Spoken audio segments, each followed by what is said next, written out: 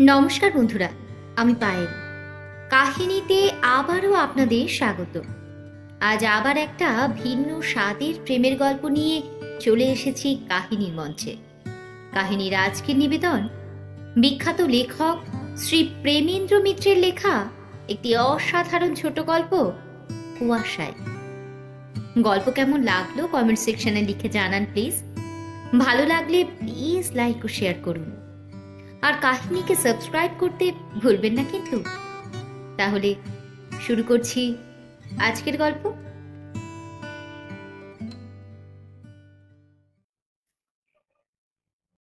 Harrison road ও আমহা স্ট্রিটের মোড়ে নেমে অত্যন্ত বাঁকাচোরা কটি গলিপথ পার হয়ে হঠাৎ একটি ছোট্ট রেলিং ঘেরা জমি কোনোদিন কেউ হয়তো আবিষ্কার করতে পারে, অনেকে করেছেও। আবিষ্কার কথাটার ব্যবহার এখানে নিরর্থক নয়, কারণ অত্যন্ত কুটিল গলির গোলকধাঁধায় ঘোরবার পর ক্লান্ত পথিকের কাছে ঠিক আবিষ্কারের বিস্ময় নিয়েই এই সামান্য জমিটুকু দেখা দেয়।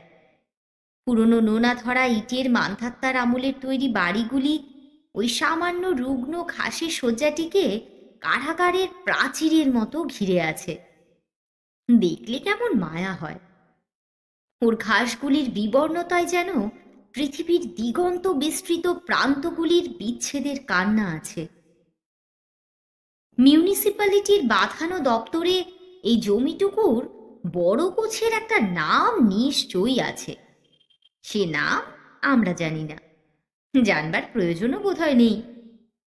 নিকটবর্তী থানার পুরনো খাতায় ওই ভূখণ্ডটিকে জড়িয়ে যে বিবরণ লিপিবদ্ধ আছে তাই নিয়েই আমাদের আজকের কাহিনী। পুলিশের লোকেদের সম্বন্ধে যত রকম নিন্দাই বাজারে চালু থাকুক না কেন, ভাব প্রবণতার অপবাদ তাদের নামে এখনো কেউ বোধহয় দেয়নি। তাদের বিবরণ সাহিত্য হবার কোনো দুরাশায় রাখে না। পৃথিবীর সবচেয়ে বিস্ময়কর ঘটনাকে প্রতিদিনের শেয়ার মার্কেটের রিপোর্টের মতো বর্ণহীন ও নিরস করে লিখবার দুর্লভ বিদ্যা তাদের আয়ত্ত আছে। তবু এই সামান্য রেলিং ঘেরা 3 কাঠা পরিমাণ জমির ভেতরে 10 বছর আগের শীতের এক কুয়াশাচ্ছন্ন প্রভাতে এমন একটি ব্যাপার ঘটেছিল যা তাদের নির্লজ্জ কলমের নিষ্ঠুর আঁচড় সয়েও আজও বুঝি রহস্যমণ্ডিতই হয়ে আছে। চারিদিকের জীর্ণ বাড়িগুলি থেকে ততোধিক জীর্ণ যে মানুষগুলো আজ সন্ধ্যার ক্ষণিকের অবসরে এই ছোট্ট জমিটুকুতে দুর্বল নিঃশ্বাস নিতে আসে, তারা অনেকেই হয়তো সে কথা আজ ভুলেই গেছে, কিংবা না ভুললেও স্মৃতির পুরনো পাতা সযত্নে তারা চাপা দিয়েই রাখে। উল্টে দেখবার ইচ্ছা বা অবসর কোনোটাই তাদের কাছে নেই। তবু এখনো কেউ কেউ ছেলে মেয়েদের লোহার রডের তৈরি দোলনার কাছে এসে থমকে দাঁড়ায়। 10 বৎসর আগের একটি প্রভাতের কথা ভেবে হয়তো শিউরেও ওঠে। প্রভাত সূর্যের আলো সেদিন তখনও এই জমিটুকুর ঘন ধোঁয়াটে কুয়াশাকে তরল করবার সুযোগ পায়নি। সেই অস্পষ্ট কুয়াশায় দেখা গেছিল ছেলেদের দোলনার ওপরকার দণ্ড থেকে কণ্ঠে মলিন দোরখা জড়ানো একটি নারীর মৃতদেহ ঝুলছে। মেয়েটি কিশোরী নয়, কিন্তু পূর্ণ যৌবনাও তাকে বুঝি বলা চলে না। পরনে তার বিধবার মলিন বেশ, কিন্তু গলায় একটি সোনার হার। তা থেকে ও তার মুখ দেখে ভদ্র গৃহস্থ পরিবারের সঙ্গে তার কোনো সম্পর্ক অনুমান করা কঠিন নয়। মাথার দীর্ঘ রুক্ষ চুলের রাশ তার মুখ ছেয়ে চারিদিকে ছড়িয়ে পড়েছে, কিন্তু তারই ভিতর দিয়ে তার ঈষৎ বিকৃত মুখ যারা দেখেছে তারা কখনো তা ভুলতে পারবে না বলেই মনে হয়। সে মুখের অসীম ক্লান্তি ও অসহায় কাতরতা মৃত্যুও যেন মুছে দিতে পারেনি। খবর পেয়ে পুলিশের লোকেদের আসতে দেরি হয়নি। এ সমস্ত ব্যাপারে যা দস্তুর তা করতেও তারা ত্রুটি করেনি। তবু এই মৃত্যু রহস্যের কোনো কিনারাই শেষ পর্যন্ত হলো না। যে কুয়াশার মাঝে মেয়েটির জীবনের পরিসমাপ্তি ঘটেছিল, তারই মতো দুর্ভেদ্য রহস্য তার সমস্ত অতীত জীবন ইতিহাস আচ্ছন্ন করে রইল। এই মৃত্যুর লজ্জা ও গ্লানি গায়ে পেতে নেবার জন্যই কোনো আত্মীয় স্বজন তার থাকলেও এগিয়ে এলো না। নামহীনা গোত্রহীনা পৃথিবীর অপরিচিতা হতভাগিনী নারীদের এক প্রতীক রূপেই বুঝি সেদিন নিঃশান্তের অন্ধকারে এই রেলিং ঘেরা জমিটুকুর নির্জনতার উদ্বোধনে সকল জ্বালা জুড়িয়েছে, এ কথাই ভাবতে পারতাম। কিন্তু তা সত্য নয়। এই শোচনীয় সমাপ্তির কোথাও একটা আরম্ভ ছিল। এই নিদারুণ কাহিনীর গোড়াকার পরিচ্ছেদগুলি জানতে হলে ১৩ বছর আগেকার চক মেলানো যে বিশাল বাড়িটিতে প্রবেশ করতে হবে, তার দেউড়ির দারোয়ান থেকে জীর্ণ দেওয়ালের প্রত্যেক ফাটলে অস্তমিত গৌরবের চিহ্ন এখনো সুস্পষ্ট। বৃদ্ধা রূপসীর মতোই আজও তার গায়ে অতীত গৌরবের দিনের অলঙ্কারের দাগ মেলায়নি। তার লোল চর্মের মালিন্যকে ব্যঙ্গ করে আজও সেই চিহ্নগুলি মানুষের চোখকে ব্যথিত করে। জীর্ণ শতচ্ছিন্ন মলিন উর্দি পরে আজও পুরনো দিনের বৃদ্ধ দারোয়ান দরজায় পাহারা দেবার ছলে বসে বসে ঝিমোয়। পাহারা দেবার আর তার কিছু অবশ্য নেই। বড় রাস্তার ওপর বাড়ির আসল দেউড়ির দিক পূর্বর্তন উত্তরাধিকারী দেনার দায়ে অনেকদিনই বেঁচে গিয়েছেন। গলির ওপর আগের আমলের খিড়কি দরজাটাই এখন একটু অদল বদল করে দেউড়িতে পরিণত হয়েছে। সে দেউড়ি পার হয়ে সেকালের বাঁধানো আঙিনা অতিক্রম করে যে মহলে পৌঁছানো যায়, চারিদিক থেকে সংকুচিত হয়ে এলেও তার আয়তন কিন্তু বড় কম নয়। মৌচাকের মতোই সেই মহলের কুঠুরির ওপর কুঠুরি এখনো গুনে ওঠা ভার। কিন্তু পাহারা দেবার সেখানে আর কিছু নেই। অধঃপতিত প্রাচীন জমিদার বংশের দরিদ্র উত্তরাধিকারীরা সেই অসংখ্য কুঠুরির পর কুঠুরিতে ভিড় করে বাস করে। কারোর সঙ্গে কারোর তাদের বিশেষ কোনো সম্পর্ক নেই। অতীত দিনের স্মৃতি ছাড়া সযত্নে রক্ষা করার মতো মূল্যবান জিনিসেরও তাদের একান্তই অভাব। তবু চিরদিনের রেওয়াজ মতোই বৃদ্ধ দারোয়ান দরজায় বসে থাকে এবং তারই পাশের কুটুরিতে নায়েব, গোমস্তা, সরকার প্রভৃতির ব্যস্ত কলরবের পরিবর্তে সে যুগের শেষ চিহ্ন এ পরিবারের বিশ্বাসী সরকার মহাশয়ের তামাক খাবার মৃদু শব্দটুকু শোনা যায়। যৎসামান্য যে জমিদারি এখনো অবশিষ্ট আছে, তিনি একাকী তার তত্ত্বাবধান করেন এবং বর্তমানের অসংখ্য উত্তরাধিকারীদের মধ্যে তারই যৎসামান্য আয় বন্টন করবার বন্দোবস্তও তাকে করতে হয়। অন্দরমহলের হেসেল ও বাইরের এই একক সরকার মহাশয়ের দপ্তর এই বৃহৎ পরিবারের বিচ্ছিন্ন একান্নবর্তিতার এই দুটি চিহ্নই এখনো বর্তমান। সরকারের দপ্তর একান্তই সংকুচিত হয়ে এলেও হেসেল কিন্তু প্রকাণ্ড। পূর্বর্তন কর্তার উইলের নির্দেশ মতোই জমিদারির আয়েই তা চলে। বিরাট মহলের সমস্ত কুটুরির অধিবাসীদের দুবেলা এখন শুধু তার সঙ্গে আহারের সম্পর্কটুকুই আছে, কিন্তু সে সম্পর্কের গুরুত্ব বড় একটা কম নয়। ৩-৩টে বড় উনুন দিবা রাত্র সেখানে নিভতে পায় না। মোক্ষদা ঠাকুরন দাঁতে গুল দিতে দিতে চোরকির মতো রাত দিন ঘুরে বেড়ান। হ্যাঁ গো রামের মা, এই কি তোমার চাল ধোবার ছিরি? একবার কলে বসিয়েই তুলে এনেছো বুঝি? তারপর আর এক পাক ঘুরে এসে বললেন, না, যার জন্ম তুই আর রাখতে দিবি না বিন্দি, ওটা আসবো টিলো। নিরিমিষি হেসেলের কুটনোগুলো উঠলি তো ওতে, তোর আক্কেল কবে হবে বলতে পারিস? পিছনে ঘুরে বললেন, তবেই হয়েছে মা, তোমার মতো নির্বীরে লোককে কুটনো কাটতে দিলেই এ বাড়ির লোক আর খেতে পেয়েছে। আজ বোধহয় সন্ধ্যের আগে আর রান্না হচ্ছে না। মেয়েটি লজ্জিত হয়ে আরও দ্রুত হাত চালাবার চেষ্টা করে। মোক্ষদা ঠাকুরন আবার বলেন, তোমার নামটা কি যেন বাছা? ভুলে গেলাম ছাই। মেয়েটি মাথা নিচু করে মৃদু কণ্ঠে বলে, সরমা। হ্যাঁ হ্যাঁ হ্যাঁ, সরমা। আমার ভাগ্নে বউয়ের নামও যে ওই, ঠিক তোমারই মতো নামে চেহারায়। হুবহু কি আর এক হতে হয় মা? রূপে গুণে কি বলবো মা, একেবারে লক্ষ্মী ঠাকুরনটি ছিল। মুখে এক খামচা গুল দিয়ে তিনি আবার বললেন, দিদির পোড়া কপালে অমন গুণের বউ বাঁচবে কেন? স্বামীর কোলে মাথা রেখে ছেলে বুকে করে লবণঙ্কা দেখিয়ে চলে গেল। তারপর হঠাৎ সংকুচিত মেয়েটির সিঁদুরবিহীন সীমন্ত রেখার দিকে চোখ পড়তেই বোধহয় কথাটা পাল্টে নিয়ে তিনি বললেন, এত সূক্ষ্ম কাজে চলবে না মা। বলতে নেই, তবে রাবণের গোষ্ঠীর রান্না মোটামুটি না সারলে কি আর হয়? হাত চালিয়ে নাও, হাত চালিয়ে নাও। ও খোলা টোলা একটু আদ্র থাকলে আসবে যাবে না। পরক্ষণেই মোক্ষদা ঠাকুরনকে নতুন দিকের তত্ত্বাবধানে যেতে হয়। সরমা যথাসম্ভব তাড়াতাড়ি কাজ সারবার চেষ্টা করে, কিন্তু বেশিক্ষণ তার নির্বিঘ্নে কাজ করবার অবসর মেলে না। ও কি কুটনো হচ্ছে, না গরুর জাবনা কাটছো বাছা? দুমদাম করে যা হোক করলেই তো আর হয় না, গরু বাছুর তো আর নয়, মানুষে খাবে। সরমা চকিত ভীত হয়ে চোখ তুলে তাকায়, এবং চিনতেও তার দেরি হয় না।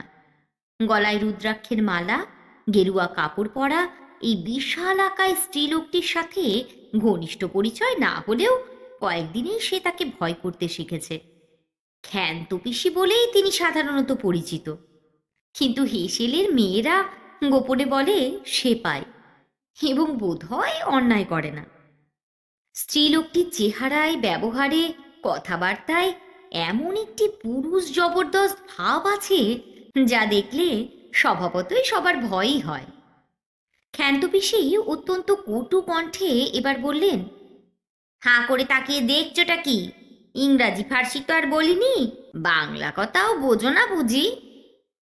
সরমা থতমত খেয়ে তাড়াতাড়ি অথচ পরিপাটি করে কুটনো কাটবার অসম্ভব চেষ্টায় মনোনিবেশ করে, কিন্তু রাশিকৃত তরকারির দিকে চেয়ে তার ভয় হয়। সত্যি তো, এবেলার মধ্যে তা সেরে ফেলবার কোনো সম্ভাবনাই সে দেখতে পাচ্ছে না। ক্ষান্ত পিসি তাড়াতাড়ি সেখান থেকে নড়বারও কোনো লক্ষণ নেই।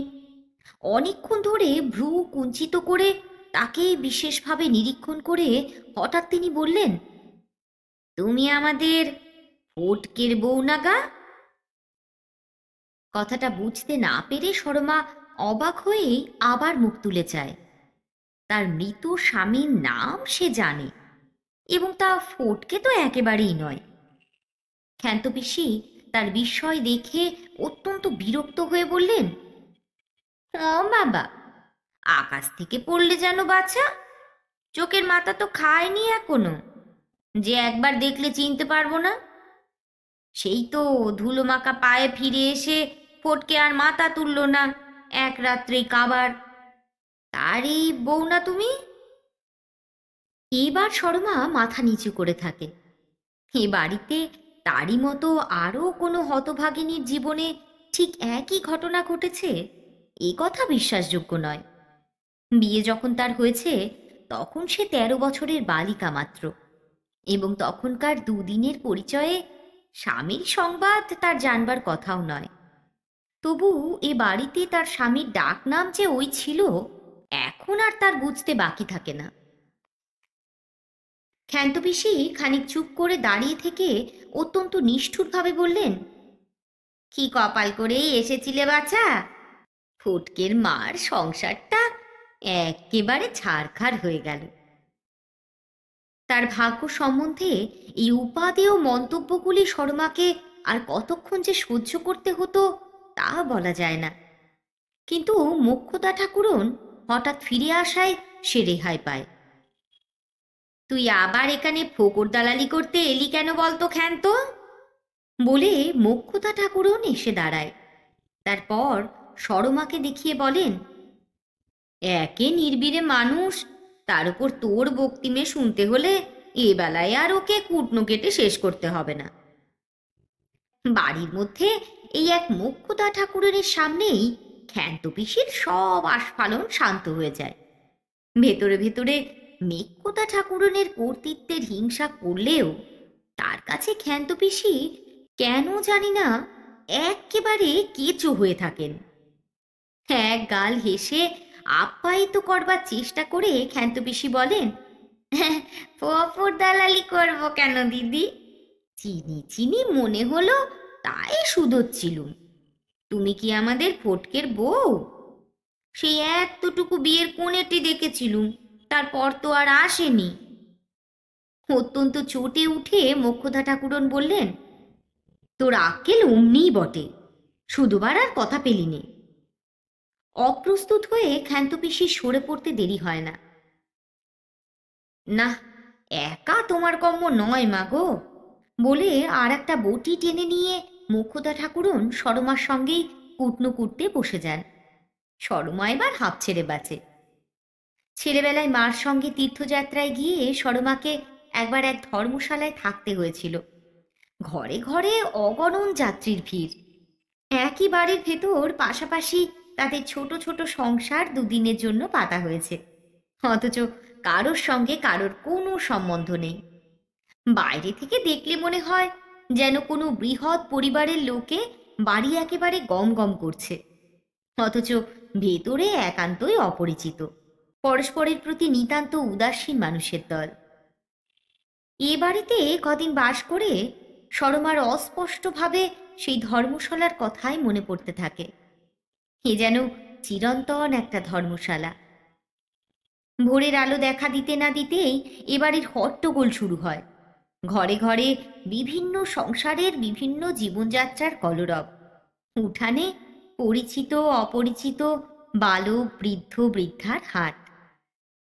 হেসেলে তো যোগ্যবাড়ির মতো ব্যস্ততা লেগেই আছে। দুপুরের খাবার পাট চুকতে না চুকতেই রাত্রের আহারের আয়োজন শুরু হয়ে যায়। সমস্ত সংসার যাত্রাটা বিরাট কলের চাকার মতো অমোঘভাবে চলে। অবশ্য অত্যন্ত পুরনো ভাঙা তৈলবিহীন কলের চাকার মতো, এবং তারই কোথায় একটা ছোট্ট অংশের মতো আটকে গিয়ে শর্মার সারা দিন নিঃশ্বাস ফেলবার অবসরটুকু পায় না। গভীর রাত্রে সমস্ত কাজ শেষ করে মোক্ষদা ঠাকুরনের সঙ্গে নীরবে ছোট্ট একটি কুটুরিতে যখন মলিন একটি শয্যায় সে শুতে যায়, তখন ক্লান্তিতে তার চোখের পাতা ঝরিয়ে আসে। নিজের মনের সঙ্গে দুদণ্ড মুখোমুখি হয়ে বসবার আর তার উৎসাহ বা অবসর কিছুই থাকে না। তবু সরমার দিন ভালোই কাটে। অন্তত দুঃখ করবার কিছু আছে এ কথা কোনো দিন তার মনে হয়নি। বিধবা হবার পর কবছর তার বাপের বাড়িতেই কেটেছে। বাপমা মারা যাবার পর ভাইরা কলগ্রহ বলেই তাকে যে শ্বশুর বাড়িতে নামিয়ে দিয়ে গেছে এ কথা সে ভালোই জানে, এবং তার জন্যে তার কোনো ক্ষোভও নেই। সিঁথির সিঁদুর মুছলে বধূ ও কন্যারা হেসেলে আশ্রয় পায়, এই এবারই সনাতন নিয়ম। সে নিয়ম অনুসারেই শ্বশুরবাড়িতে পা দেবা মাত্রই রন্ধনশালার বিরাট চক্রে সে জড়িয়ে গেছে, এবং পরিশ্রম এখানে যতই থাক সে চক্রের সঙ্গে আবর্তনে দিন ও রাত্রি যে তার নিশ্চিন্তভাবে পার হয়ে যায় এইটাই তার পরম শান্তি। হেসেলের বাঁধা জীবনযাত্রাতেও বৈচিত্র্যের একেবারে অভাব আছে বলা যায় না। দোতলার পূর্ব দিকের কোণের ঘরের বউটি ভারী মিশুকে। সকাল হতে না হতেই একটা বাটিতে খানিকটা বার্লি গুলে নিয়ে এসে হয়তো বলে, দাও তো ভাই উনুনে একটু তাতিয়ে, ছেলেটার রাত থেকে জ্বর। সরমা তাড়াতাড়ি বার্লি ফুটিয়ে এনে দেয়। বউটি যাওয়ার সময় বলে, দুপুরে পারো তো একবার যেও না ভাই, কথা আছে। সরমা ঘাড় নেড়ে জানায়, যাব। বউটি যেতে না যেতেই পাশ থেকে কটু কণ্ঠে ব্যঙ্গ করে হেসেলের আরেকটি মেয়ে বলে, একটু যেও না ভাই, কথা আছে। কথা মানে তো ছেলের কাঁথাগুলো সেলাই করিয়ে নেওয়া। খুব ধরিবাজ বউ যা হোক, তোকে যেমন হাওয়া মেয়ে পেয়েছে তাই নাকে দড়ি দিয়ে খাটিয়ে নিচ্ছে। কথাগুলো যে একেবারে মিথ্যে নয় তা তো সরমাও কিছু কিছু বোঝে। তবু সলজ্জভাবে একটু হেসে বলে, না না, নাকে দড়ি দিয়ে খাটিয়ে নেবে কেন?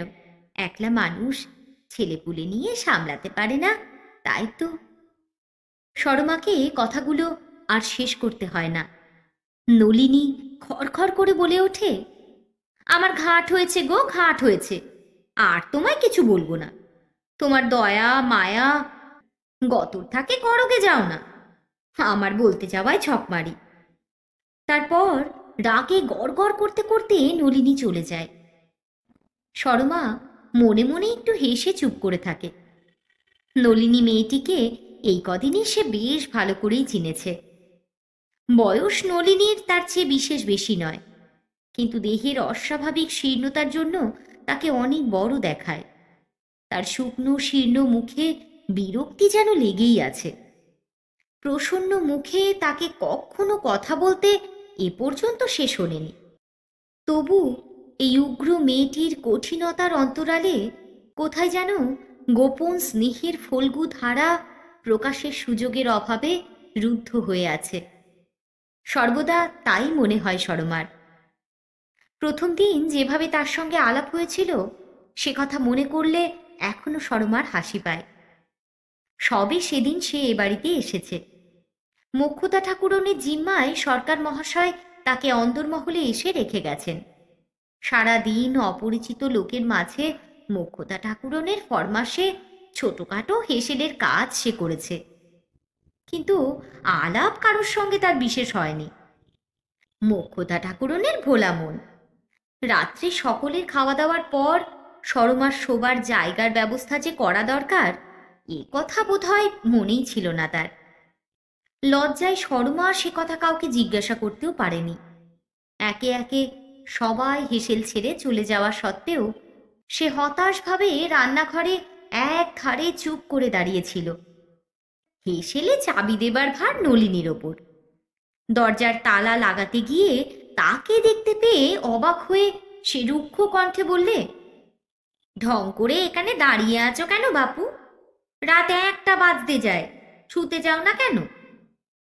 দুঃখে হতাশায় তখন সরমার কণ্ঠ রুদ্ধ হয়ে এসেছে। অস্ফুট স্বরে সে শুধু বললে, কোথায় শোবো? অত্যন্ত কটু কণ্ঠে সে বলল, কেন, আমার মাথায়? বলে নলিনী চলেই যাচ্ছিল, কিন্তু একটু পরে কি ভেবে ফিরে এসে সে বললে, তুমি আজ নতুন এসেছো না? এই অসহায় অবস্থায় নলিনীর কণ্ঠস্বরে রুক্ষতায় সরমার চোখে তখন জল এসেছে। এ কথার সে উত্তর পর্যন্ত দিতে পারলে না। কিন্তু নলিনী তখন উত্তরের প্রতীক্ষা না করে একেবারে মোক্ষদা ঠাকুরনের ঘরে গিয়ে হাজির। নলিনীর তীক্ষ্ণ কণ্ঠ সরমা সেখান থেকেই শুনতে পাচ্ছিল। বুড়ো হয়ে তোমার ভীমরতি হয়েছে না কি গো? কিরকম আক্কেলটা তোমার বলো দেখি। নিজে তো বেশ আয়েশ করে নাক ডাকিয়ে ঘুমোচ্ছ, আর একটা মেয়ে যে 14 অধর্ম করে তোমাদের আশ্রয়ে এসেছে তার সবার কি ব্যবস্থা করেছো শুনি? মোক্ষদা ঠাকুরন অত্যন্ত লজ্জিত হয়ে তাড়াতাড়ি ঘুম থেকে উঠে ব্যস্ত সমস্ত হয়ে এসে বলেছিলেন, ছি ছি, বড্ড ভুল হয়ে গেছে রে মা, একেবারে হুঁশ ছিল না। এসো মা এসো, এই আমার ঘরেই তোমার শোবার ব্যবস্থা করেছি। নলিনীর মুখ কিন্তু তবু থামেনি। মোক্ষদা ঠাকুরনকে যতদূর সম্ভব বাক্যবাণে জর্জরিত করে শেষে সরমার দিকে ফিরে সে বলেছিল, শোবে তো বিছানাপাত্র কই শুনি? সরমা একটি তোরঙ্গ ছাড়া আর কিছুই আনেনি। সেটা বৃহৎ রান্নাঘরের রকের এক কোণে তখনও পড়েছিল। তারই দিকে চেয়ে কাতরভাবে বলেছিল, তা তো কিছু আনিনি। না না, তা আনবে কেন? এখানে তোমার জন্য জোর পালঙ্কে গদি পাতা রয়েছে যে, এখন শোকে যাও খালি মেজে। মোক্ষদা ঠাকুরন সরমার মুখের অবস্থা দেখে তাড়াতাড়ি বলেছিল, আহা হা, না এনেছে না এনেছে, তা বলে খালি মেজে শুতে যাবে কেন? চলো মা চলো, আমার বিছানাপত্তর থেকে দুজনের কোনো রকম হয়ে যাবে এখন। হ্যাঁ, তা তো খুব হবে এখন। তোমার তো আছে একটা ছেঁড়া পচা কাঁথা, তার দু পিঠে দুজন শুয়ো। কটু কণ্ঠে ব্যঙ্গ করে নলিনী চলে গিয়েছিল, কিন্তু খানিক বাদেই মোক্ষদা ঠাকুরনের ঘরে ঢুকে সজোরে একটা চাদর সমেত তোষক ও বালিশ মেঝেই আছড়ে ফেলে নলিনী বলেছিল, নাও গো নাও, এখন শ্রীঅঙ্গ ছড়াও, রাত দুপুরে যত হাঙ্গামা, দূর। মোক্ষদা ঠাকুরন তখন নিজের যৎ সামান্য শয্যাদ্রব্য সরমাকে ভাগ করে দেবার ব্যবস্থা করছিলেন। নলিনীর ব্যবহারে অবাক হয়ে বললেন, তোষক বালিশ সব দিয়ে গেলি, তা তুই শুবি কিসে না? থাক থাক, অত আদিক্যে তার আর দরকার নেই, আমার ভাবনা তো আর আমি কাউকে ভাবতে বলিনি। বলে সজোরে দরজাটা ভেজিয়ে দিয়ে নলিনী চলে গিয়েছিল। মোক্ষদা ঠাকুরন হেসে সরমাকে বলেছিলেন, কিছু মনে করো না মা, যেটুকু ধার ওর মুখে, নইলে নইলে যে কি মোক্ষদা ঠাকুরন বলে দেবার আগেই সরমা তখন বুঝে নিয়েছে। তারপরও নলিনী কোনো দিন প্রসন্ন মুখে তার সঙ্গে আলাপ করেছে বলে সরমা মনে করতে পারে না। তবু কেমন করে কোথা দিয়ে দুজনে ঘনিষ্ঠ হয়ে উঠেছে। নলিনী দাঁত খিচিয়ে ছাড়া কথা বলে না, কিন্তু শর্মার সঙ্গও সে ছাড়ে না।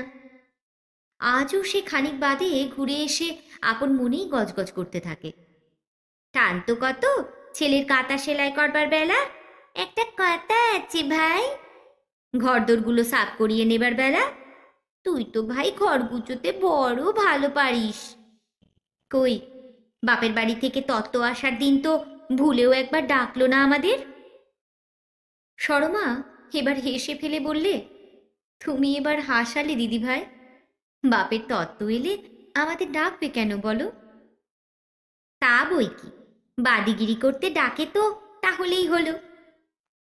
শর্মা নলিনীকে আর কিছু বলতে যাওয়া বৃথা বুঝে চুপ করে থাকে। নলিনী নিজের মনেই একসময় বকে বকে শান্ত হবে, এ কথা সে জানে। বছরের পর বছর ঘুরে যায়, বেশিরভাগ একঘেয়েমি ও কিছু বৈচিত্র্য নিয়ে শর্মার জীবন এমনই মসৃণভাবেই মনে হয় কেটে যাবে। সে জীবনকে কক্ষচ্যুত করবার মতো এমন কী বা ঘটতে পারে?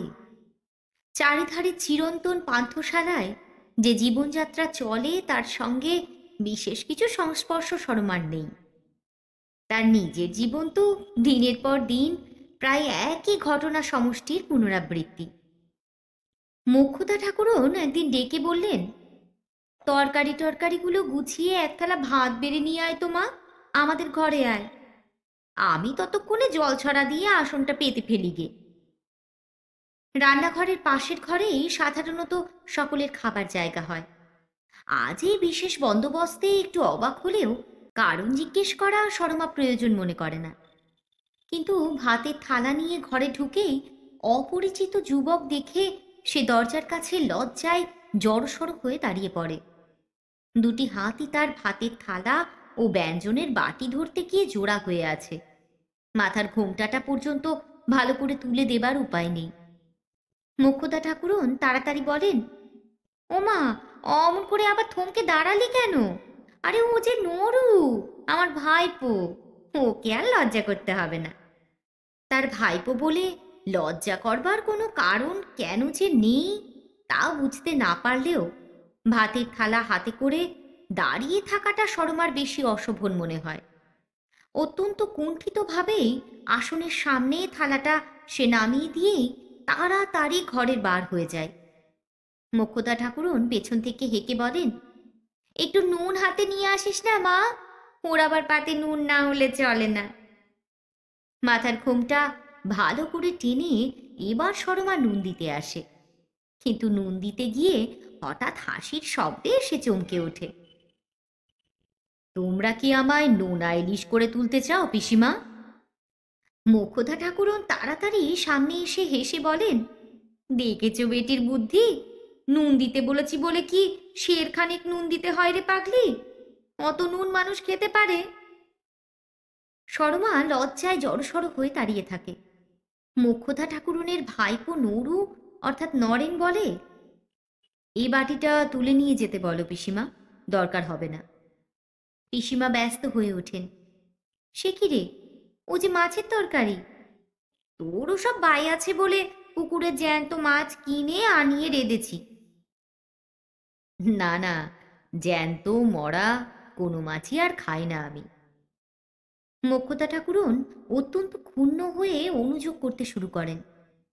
এসব বিদঘুটে বুদ্ধি আবার কবে থেকে হয়েছে শুনি? এই বয়সে মাছ ছেড়ে দিলি কোন দুঃখে শুনি? নরেন হেসে বলে, মাছ খায় না বলে হাহুতাশ না করে নিরামিষ তরকারি আর একটু বেশি করে আনতে বলো না পিসিমা। পাড়া গিয়ে মানুষ লজ্জার মাথা খেয়েও সহজে পেট ভরে না। কথা ছিঁড়ি দেখেছ? বলে হেসে মোক্ষদা ঠাকুরন সরমাকে তরকারি আনতে ইঙ্গিত করেন। নরেন একটু গলা ছড়িয়ে বলে, তা বলে নুনের মাপে যেন তরকারি না আসে। তরকারি দেবার জন্য ঘরে ঢুকে সরমা শুনতে পায় মোক্ষদা ঠাকুরন বলছেন, সেই কথাই তো ভাবি রে বাবা, অমন লক্ষ্মী পিতিমের মতো মেয়ের এমন কপাল হয়? ওরা মুখ বিধেতার কি বিচার! তাকে দেখেই মোক্ষদা ঠাকুরন চুপ করে যান। তার কথা কি সূত্রে উঠেছে বুঝতে না পারলেও সরমা ঘোমটার ভেতর লজ্জায় লাল হয়ে ওঠে। তরকারির বাটিটা নামাতে গিয়ে কাত হয়ে যায়। খানিকটা তরকারি মেঝেতে পড়েও যায়, কিন্তু সরমা সেখানে দাঁড়ায় না। অত্যন্ত সামান্য একটি ঘটনা, কোথাও তা দাগ রেখে যায় না, রেখে যাবার কথাও নয়। নিত্য নিয়মিত হেসেলের জীবন সমানভাবেই চলে, কিন্তু ওই সামান্য ঘটনারই দেখা যায় পুনরাবৃত্তি ঘটছে। ক্রমশ পুনরাবৃত্তির চেয়েও বেশি কিছু ঘটে। সরমা বলে, আলাদা একটা নিরামিষ তরকারি করতে দেব মাসিমা? মোক্ষদা ঠাকুরন গুল নিতে গিয়ে থতমত খেয়ে বলেন, ও মা, তাই তো, ভাগ্যিস মনে করে দিয়েছিস। বুড়ো হয়ে মাতার কি আর ঠিক আছে রে? নুরু যে মাছ খায় না, তার খেয়ালই নেই। নরেনকে আজকাল প্রায় কলকাতা যাতায়াত করতে হয়। এক একদিন সে অনুযোগ করে বলে, তোমাদের উপর বড় বেশি জুলুম করছি না পিসিমা? আদর ফুরোবার আগে একটা নোটিশ দিও কিন্তু, মানে মানে সরে পড়ব। মোক্ষদা ঠাকুরন সরমাকে শুনিয়ে বলেন, কথার ছিঁড়ি দেখেছিস সর? 3 নয় 5 নয়, আমার ভাইয়ের একটা বেটা, আমার সঙ্গে উনি কুটুম্বিতা করছেন। সরমার আগের সংকোচ অনেকটাই কেটেছে। নরেনের সামনে ঘোমটা না খুললেও মৃদু স্বরে দু একটা কথা আজকাল বলে। এখানকার রান্না বোধ হয় অরুচি হয়েছে মাসিমা। নরেন কিছু বলবার আগেই মোক্ষদা ঠাকুরন বলে ওঠেন, সেই কথা আর বলতে হয় না। যা রান্না খেয়েও মানুষ, সে যে কত বড় রাঁধিয়ে তা যদি জানতুম। দাদা তাই ঠাট্টা করে বলতো, আমাদের বাড়িতে জ্বর জারি কারো কখনো হবে না মোক্ষদা, তোর বৌদি যা রাঁধে সব পাচন। নরেন হেসে বলে, ভাজের রান্না ননদের কোনো কালেই ভালো লাগে না পিসিমা। কি ভাগ্যি দ্রৌপদীর ননদ ছিল না বলো, নইলে মহাভারতে তার রান্নার সুখ্যাতি আর ব্যাসদেবকে লিখতে হতো না কোনোদিন। সকলেই হেসে ওঠে। সরমা মুখে কাপড় দিয়ে বেরিয়ে যায়। দুপুরবেলা মোক্ষদা ঠাকুরন সরমাকে ঘরে ডেকে এনে বলেন, ব্যাটার কাণ্ড দেখেছিস সর? কাণ্ড দেখে সরমা যতটা অবাক হয়, কেন বলা যায় না লজ্জিত হয় তার চেয়ে অনেক বেশি। দুখানি গরদের থান নরেন দুজনের জন্য রেখে গিয়েছে। মোক্ষদা ঠাকুরন বলেন, কখন চুপি চুপি রেখে পালিয়েছে জানতেই কি পেরেছি ছাই। কিন্তু তা বলে মোক্ষদা ঠাকুরন অসন্তুষ্ট হয়েছেন মনে হয় না। প্রথমে বললেন বটে, পয়সা করি ওরা খোলামকুচি মনে করে, জানিস সর? নেহার যদি কিছু দিতেই ইচ্ছে হয়েছিল, একটা সুতির থান দিলেই তো পারতিস বাপু, এ গরদ কিনতে যাবার কি দরকার ছিল? তারপরেই তার মুখে হাসি দেখা যায়। তা হোক, ছেদা করে দিয়েছে পরিস বাপু। বিধবা মানুষ, পুজো আচ্চারের জন্যে একটু শুদ্ধ বস্ত্র থাকাও দরকার। আমার পুরনোখানা তো ধোকরা হয়ে জালি হয়েছিল, নিজের কি আর কেনবার ক্ষমতা আছে রে? ভাগ্যিস নরু দিলে, হ্যাঁ এখন পড়ে বাজ। হাত পেতে গরদের থানটা সরমাকে নিতে হয়, কিন্তু সঙ্গে সঙ্গে লজ্জায় তার মুখ রাঙা হয়ে ওঠে। মনে মনে নরেনের ব্যবহারে কেমন যেন একটু অস্বস্তি সে অনুভব করে। নিজের পিসিমাকে গরদের থান প্রণামী দিতে চায়, সেদিক, কিন্তু তার সঙ্গে সরমাকেও এমন বিব্রত করা কেন? এ দান প্রত্যাখ্যান করাও যায় না, কিন্তু নিতেও যে তার বাধে। কিন্তু মোক্ষদা ঠাকুরনের এসব দিকে দৃষ্টি নেই। নিজের খুশিতেই মত্ত হয়ে তিনি বলেন, পড় না মা একবার দেখি। সরমার কোনো আপত্তি তার কাছে টেকে না। সেইখানেতেই তাকে গরদের কাপড়খানি মোক্ষদা ঠাকুরন পরিয়ে ছাড়েন। তারপর ধীরে ধীরে যা ঘটে তার সমস্ত ইতিহাস বর্ণনা করা কঠিন। ভাগ্যের অভিশাপে একান্ত প্রতিকূল আবেষ্টনের মধ্যে যে বীজ চিরদিন নিজের মধ্যে সুপ্ত থাকতে পারত, তাই দেখা যায় একদিন কোথাকার এতটুকু ইঙ্গিত ও আশ্বাসে হঠাৎ পল্লবিত হয়ে উঠেছে। সরমাকে বা কি দোষ দেব?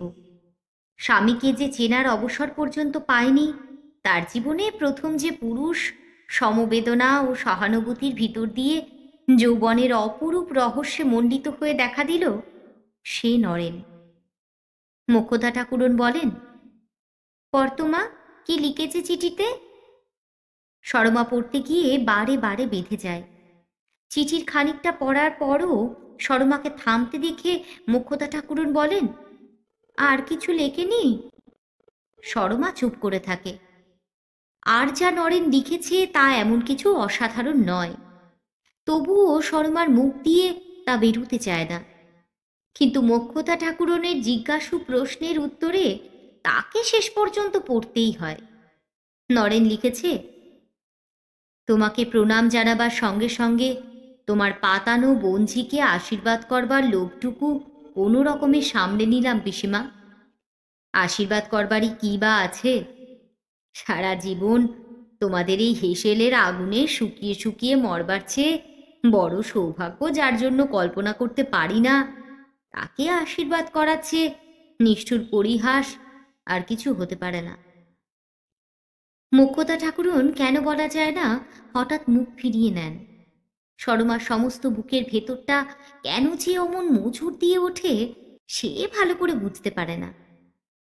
কিন্তু সর্বনাশ যা হবার হতে তখন আর বাকি নেই। নিজের জীবনে নিরবিচ্ছিন্ন উষ্ণতার সুখী না হলেও দুঃখ করবার যে কিছু আছে এ কথা সরমা এতদিন জানবার অবসর পায়নি। হঠাৎ নরেন তাকে জীবনের গভীরতম দুঃখের সঙ্গে মুখোমুখি করে দাঁড় করিয়ে দেয়। সরমা নিজের প্রতি সমবেদনা করতে শেখে।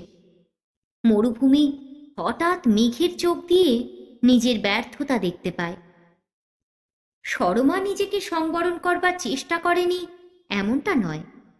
নরেনের চিঠি পড়বার পর তার মনে যে ভাঙন ধরে তা নিবারণ করবার জন্যে একবার সে সমস্ত শক্তি প্রয়োগ করেছে।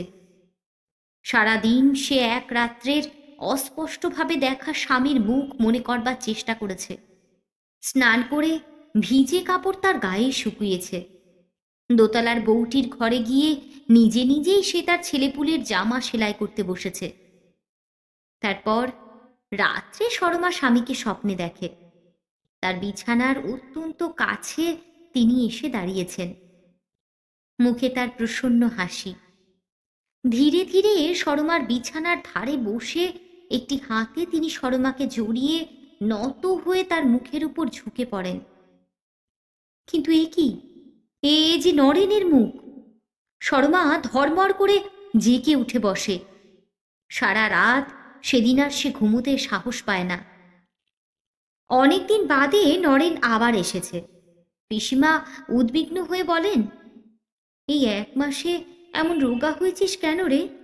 গালের হাড়টার একেবারে ঠেলে উঠেছে যে, ভালো করে খাস টাস না বুঝি? নরেন হেসে বলে, এই যদি ভালো করে না খাওয়ার চেহারা হয় পিসিমা, তাহলে তো তোমাদের বাড়িতে দুর্ভিক্ষ লেগেছে। তোমার বঞ্জিটির যা দশা দেখছি। পিসিমা হঠাৎ সরমা সম্বন্ধে সচেতন হয়ে বলেন, হ্যাঁ রে, মেয়েটা যখন এলো কেমন ননির পুতুলটির মতো চেহারা, কদিনে যেন শুকিয়ে দড়ি হয়ে গেছে।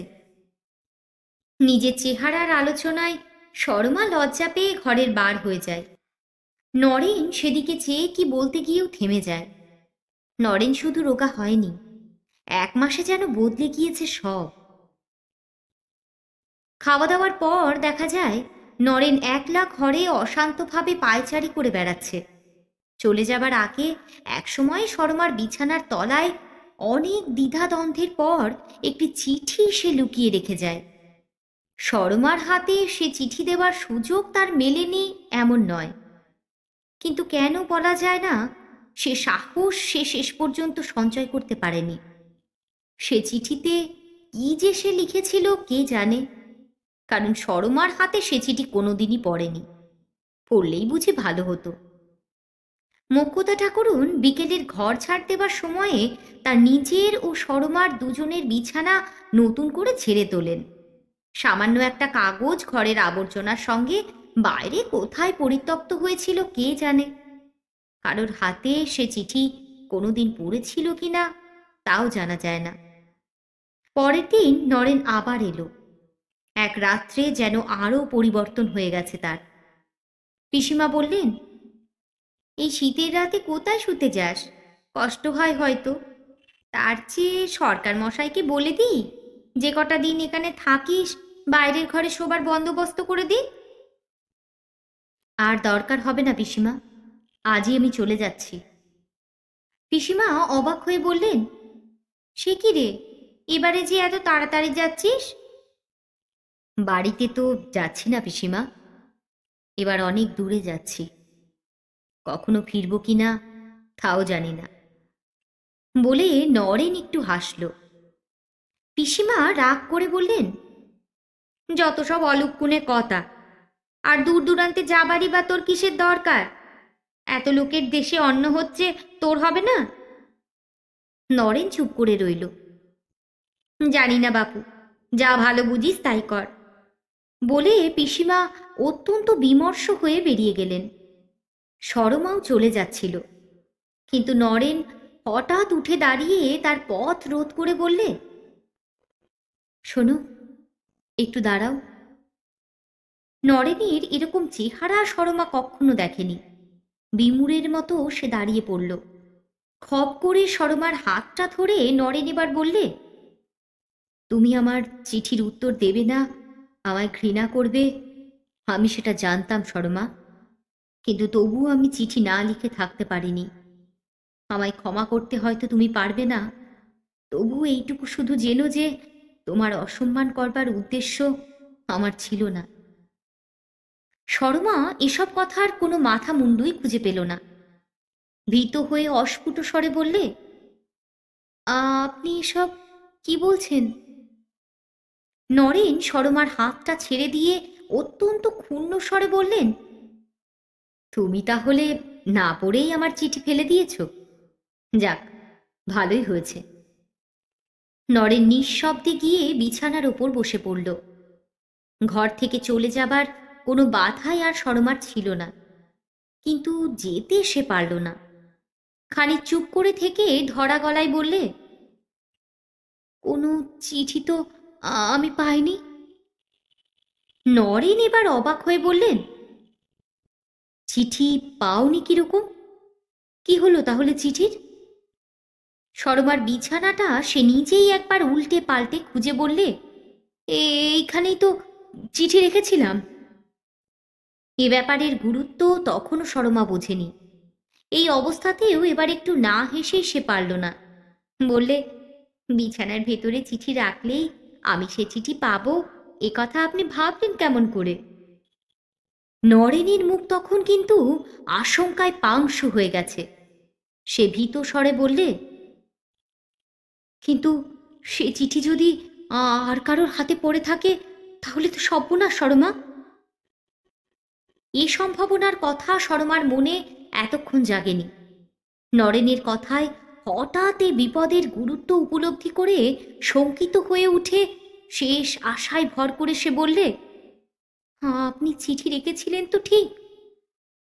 রেখেছিলাম বই কি, বলে নরেন বিছানাটা আর একবার উল্টে পাল্টে তন্ন তন্ন করে খুঁজে দেখল। চিঠি কোথাও নেই। এই বৃহৎ অনাত্মীয় পরিবারে সেই চিঠি কারোর হাতে পড়বার পর কি যে কেলেঙ্কারি হতে পারে তা কল্পনা করে সরমার সমস্ত দেহ তখন আড়ষ্ট হয়ে এসেছে। দোষ তার থাক বা না থাক, এতক্ষণে কথাটা কিরকম কুৎসিতভাবে কত লোকের ভেতর জানাজানি হয়ে গেছে কে জানে। হয়তো মোক্ষদা ঠাকুরন পর্যন্ত জানতে পেরেছেন। সকালে হেসেলে যা যা ঘটেছে সমস্তই তার ভীত মনের কাছে এমন বিকৃত রূপে দেখা দেয়। তার মনে হয় সবাই যেন এ কথা আগে থাকতে জেনে তার সঙ্গে আজ অদ্ভুত ব্যবহার করেছে। তার স্থির বিশ্বাস হয় সে ভালো করে লক্ষ্য না করলেও সকলের দৃষ্টিতেই আজ সন্দেহ ও বিদ্বেষ ছাড়া আর কিছু ছিল না। সরমার পৃথিবী হঠাৎ অন্ধকার হয়ে আসে। এরপর সে সকলের কাছে মুখ দেখাবে কেমন করে? সরমা অসহায়ের মতো হঠাৎ এবার কেঁদে ফেলল। এ বাড়িতে এসে আর কিছু না শিখুক, কলঙ্ককে সে ভয় করতে শিখেছে। এই অপ্রত্যাশিত ঘটনার বিপদের পরিমাণটা তার কাছে অস্বাভাবিক রূপে বড় হয়ে দেখা দিল। সরমা না কাঁদলেই কি হতো তা বলা যায় না, কিন্তু তার সেই অশ্রুজল কাতর মুখ দেখে নরেনের মাথার ভেতর কি যেন সহসা উলটপালট হয়ে গেল। এতদিনের সমস্ত সংযম ভুলে হঠাৎ সরমাকে নিবিড়ভাবে বুকের ভেতর সে জড়িয়ে ধরল। কাঁদবার কি হয়েছে সরমা? এ বাড়িতে তোমার কলঙ্ক হয়ে থাকে তাতেই বা ভাবনা কি? এ বাড়ি ছাড়া পৃথিবীতে কি আর আশ্রয় নেই? সরমা উত্তর দিল না, কিন্তু নরেনের বাহুবন্ধন থেকে নিজেকে মুক্ত করবার চেষ্টাও তার দেখা গেল না। নরেনের বুকে মাথা রেখে ফুলে ফুলে সে কাঁদতে লাগল।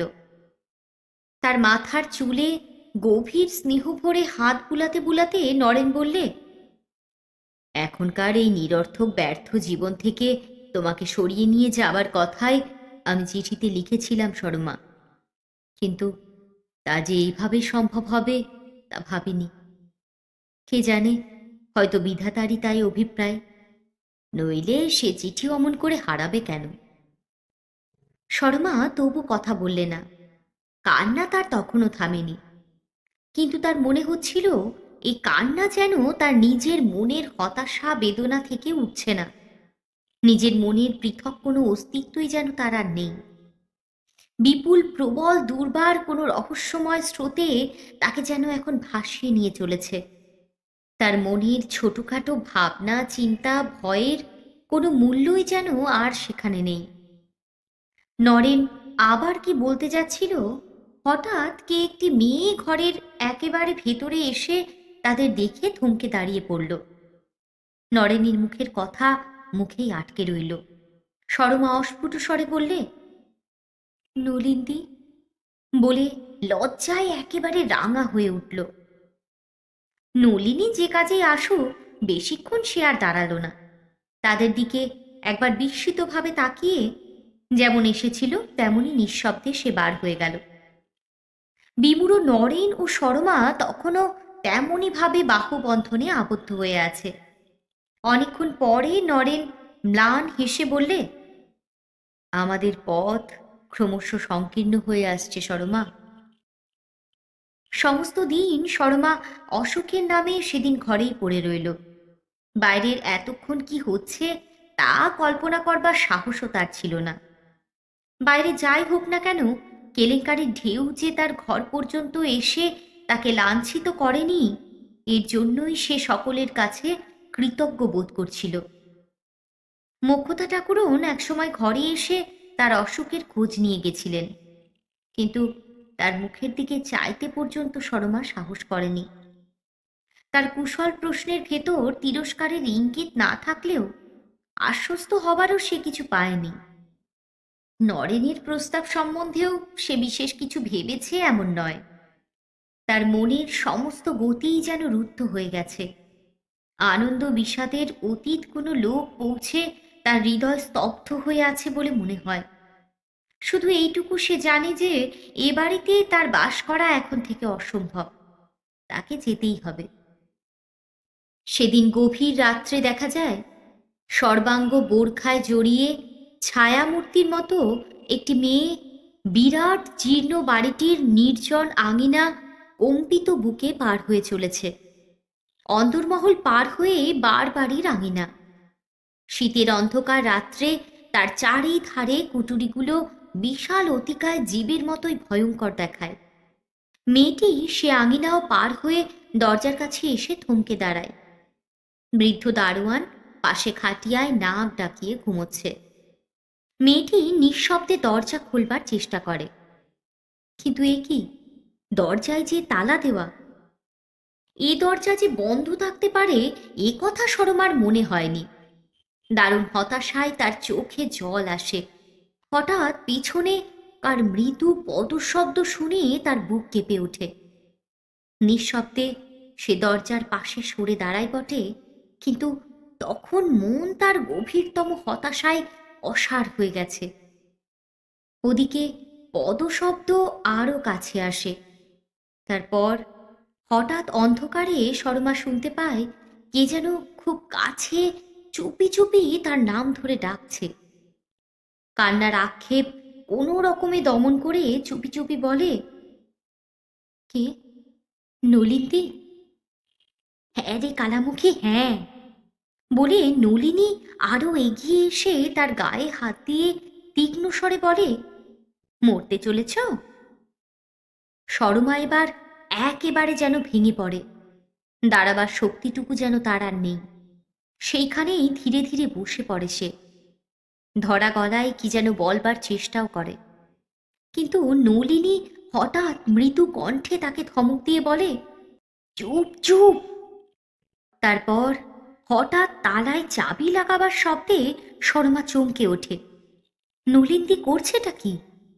দূরের রাস্তায় একটা স্তিমিত আলোর রেখা চোখে পড়তেই সরমা বুঝতে পারে দরজা খোলা হয়েছে। বিমূঢ়ভাবে সে উঠে দাঁড়ায়। নলিনী কটু কণ্ঠে বলে, যাও, চিতা তৈরি, আর দাঁড়িয়ে কেন, যাও। সরমা সমস্ত সাবধানতা ভুলে এবার ফুপিয়ে কেঁদে উঠে বলে, আমি যাব না নলিনদি, আমি কিছুতেই যাব না। নলিনী তার কাঁধে একটা হাত রাখে, কিন্তু পূর্বের মতোই তীব্র কণ্ঠে বলে, দূর, ঢং আর ভালো লাগে না, আমায় দরজা বন্ধ করতে হবে, যাও। শর্মা হতাশভাবে আর একবার বলে, কিন্তু নলিনদি। কিন্তু আর তো কিছু নেই। মন যার ভেঙেছে, ঘরে থেকে ভরম করে তার আর কি স্বর্গ হবে শুনি। শর্মা ধীরে ধীরে বাইরে গিয়ে দাঁড়ায়।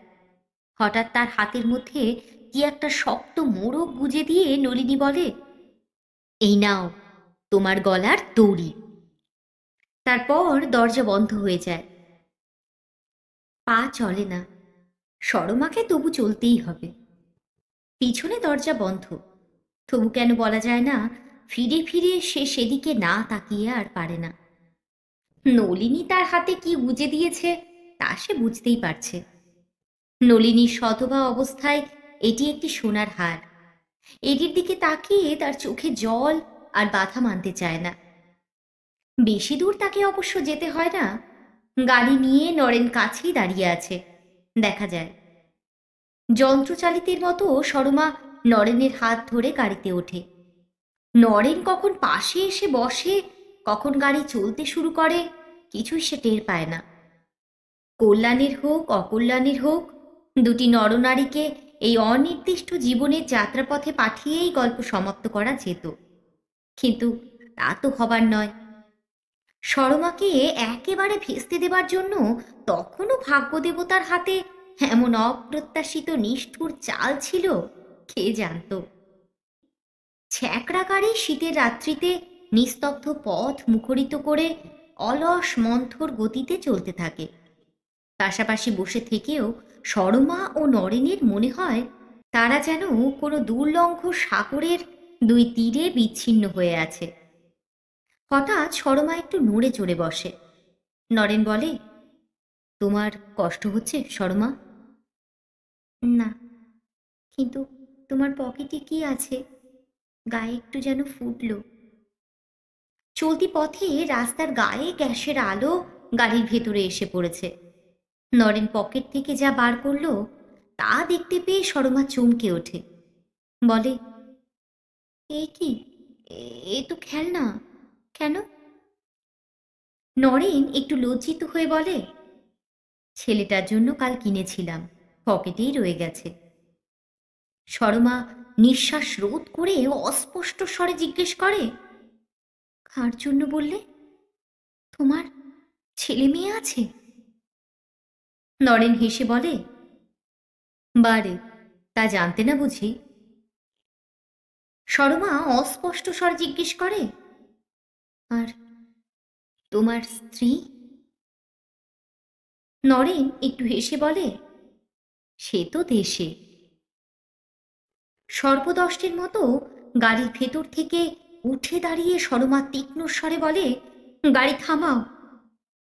নরেন অবাক হয়ে বলে, কেন, পাগল হলে নাকি? থামাও বলছি শিগগির। সরমার কণ্ঠস্বর তখন অস্বাভাবিক রকম তীক্ষ্ণ। নরেন তাকে জড়িয়ে ধরে বসবার চেষ্টা করে বলে, কি পাগলামি করছো? তুমি এসব জানতে না নাকি?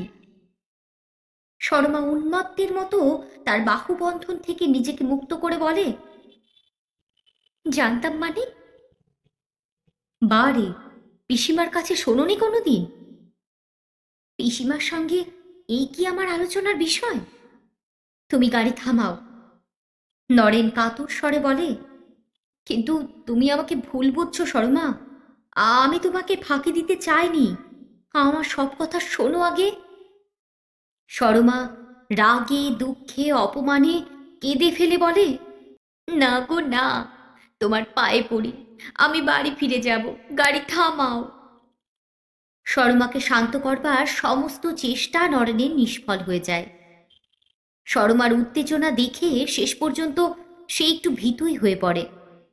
শর্মা যেন প্রকৃতিস্থ নয়। একান্ত অনিচ্ছাতেই সে গাড়ি থামাতে আদেশ দেয়। কিন্তু গাড়োয়ানকে বিদায় দেবার পর শর্মাকে আর একবার বোঝাবার চেষ্টা করে। সে বলে, সে বাড়িতে তোমার আর ফেরা অসম্ভব। তুমি কি বুঝতে পারছো না শর্মা? তারপর একটু থেমে আবার বলে, তোমাকে সত্যি আমি ঠকাতে চাইনি শর্মা। আমি ভেবেছিলাম আমার সব কথা তুমি জানো। আর তাছাড়া এসব জেনেও তোমার এত বিচলিত হবার কি আছে শর্মা, সেটাই তো আমি বুঝতে পারছি না।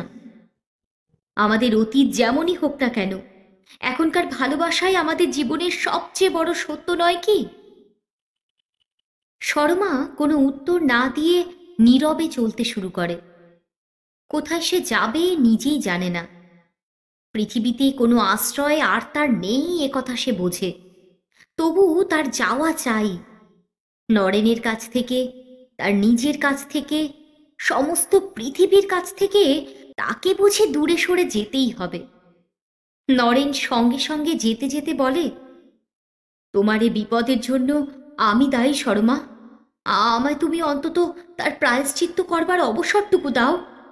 আমি শপথ করে বলছি, আমার সঙ্গে গেলে তোমার অসম্মান হবে না। কিন্তু শর্মার থামবার কোনো লক্ষণই দেখা যায় না। কিছু দূর গিয়ে হঠাৎ ফিরে দাঁড়িয়ে সে উন্মত্তভাবে ব্যাকুল স্বরে বলে, দোহাই তোমার, আমার সঙ্গে আর এসো না। একলা গেলে এখনো আমার আশ্রয় মিলতে পারে হয়তো।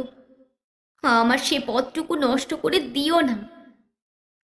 এরপর নরেনের পক্ষে আর তার সঙ্গে যাওয়া অসম্ভব। তবুও আর একবার অপরিচিত পথে গভীর রাত্রে একলা হাঁটার বিপদের কথা সে শর্মাকে বোঝাতে চেষ্টা করে। কিন্তু শর্মা অটল। পথ সে চেনে, তার সঙ্গে কারো যাবার প্রয়োজন নেই। নরেন আর এগুতে পারে না। ধীরে ধীরে শর্মা শীতের কুয়াশায় অদৃশ্য হয়ে যায়। সেদিন শীতের রাত্রে একটি ক্লান্ত কাতর মেয়ে অর্ধোন্মত্ত অবস্থায় কলকাতার নিস্তব্ধ নির্জন পথে পথে কোথায় যে ঘুরে ফিরেছিল কেউ তা জানে না। শুধু এইটুকু জানি যে হঠাৎ এক সময়ে গলির গোলকধাঁধায় ঘুরে ঘুরে ক্লান্ত হয়ে সে একটি ছোট্ট রেলিং ঘেরা জমি আবিষ্কার করে। পৃথিবীর সমস্ত দ্বার যখন বন্ধ হয়ে গেছে, তখন এই বিবর্ণ জমিটুকু সরমাকে বহুকালের হারানো মেয়ের মতোই কোল দিয়ে তার ব্যর্থ জীবনের ওপর কুয়াশার জবনিকা টেনে দিয়েছিল।